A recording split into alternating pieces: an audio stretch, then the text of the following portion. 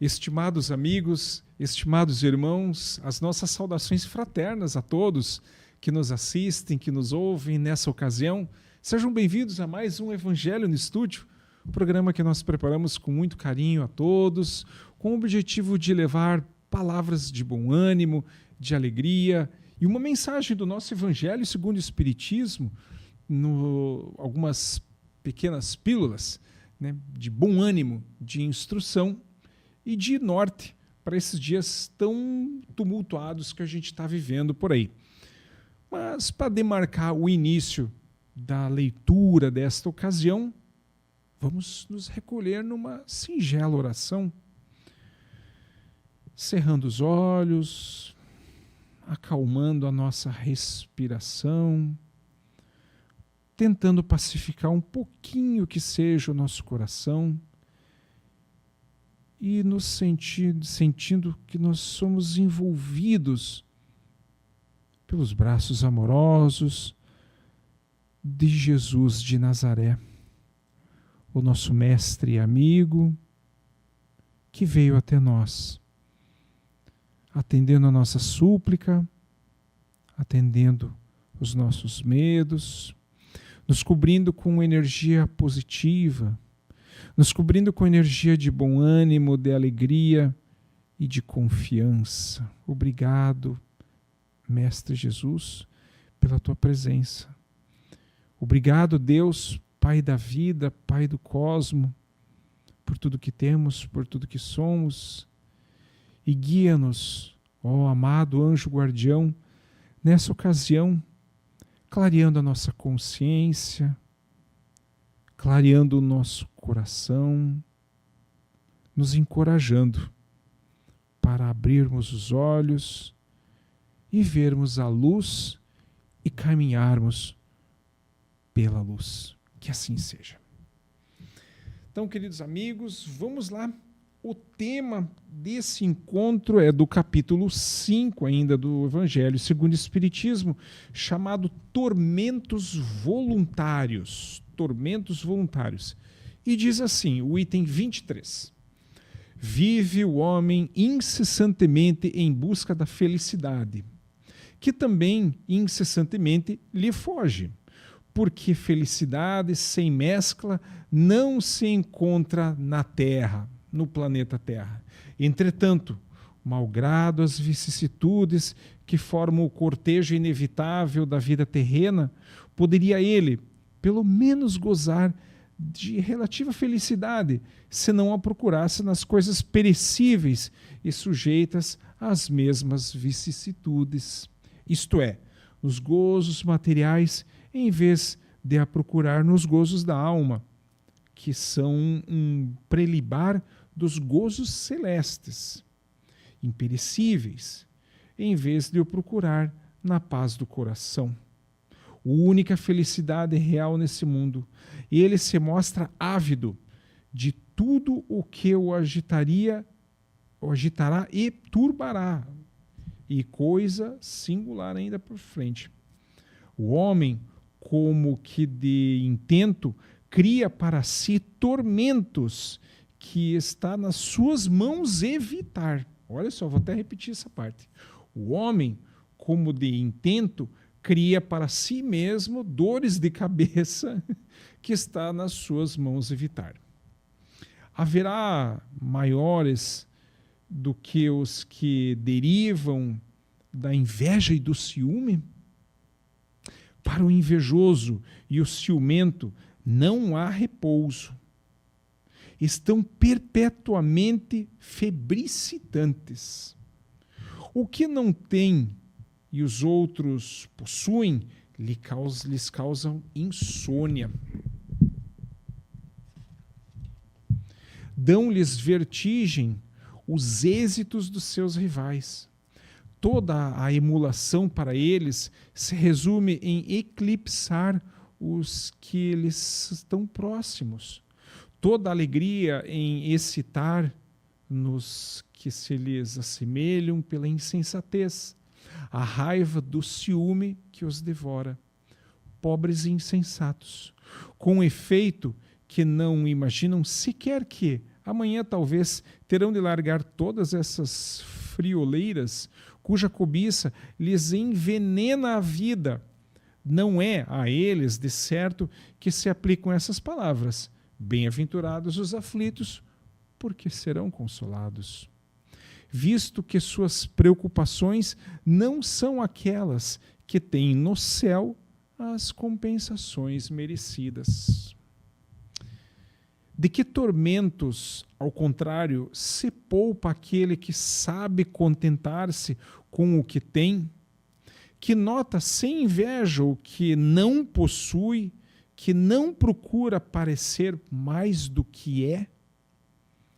Esse é sempre rico, porquanto se olha para baixo de si e não para cima, vê sempre criaturas que têm menos do que ele. É calmo, porque não cria para si necessidades quiméricas. E não será uma felicidade a calma em meio às tempestades da vida? Vou até repetir esse trecho final aqui. É calmo, porque não cria para si necessidades quiméricas. E não será uma felicidade a calma em meio das tempestades da vida? Texto escrito por Fenelon, em Lyon, em 1860. Então, o nosso trecho lido aqui foi tormentos voluntários, quer dizer, dores de cabeça que a gente mesmo causa para nós mesmos, puxamos para nós mesmos.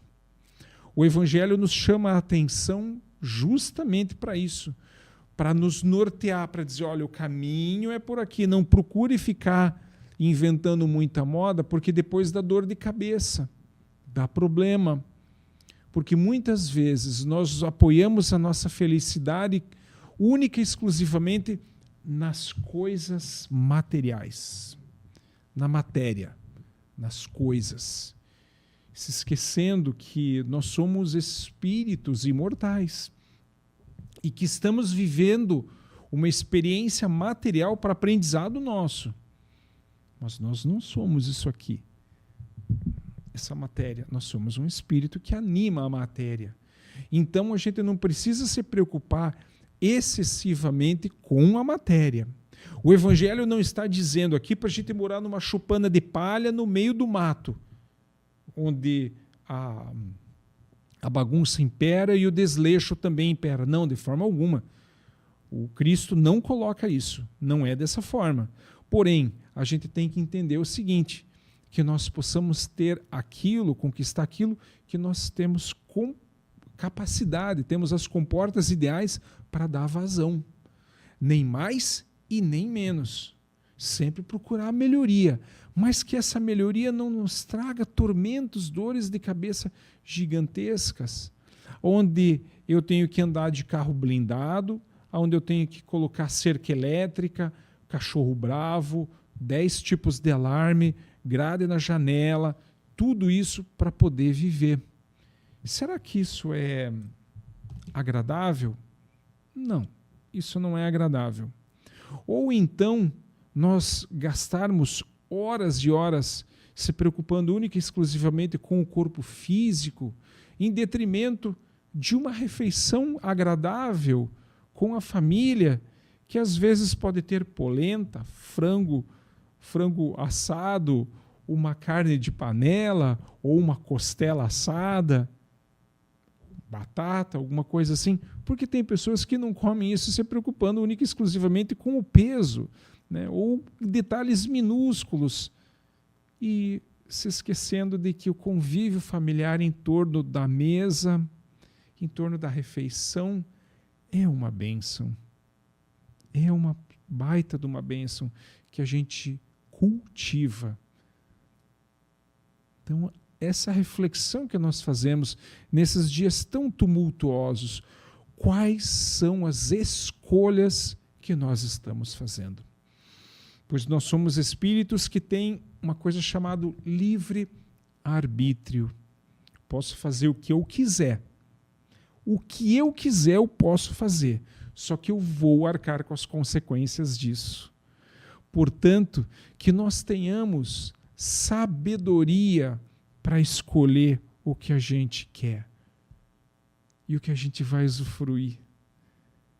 O apóstolo Paulo tem uma colocação de uma sabedoria incomparável e que ele diz assim: tudo me é lícito, mas nem tudo me convém.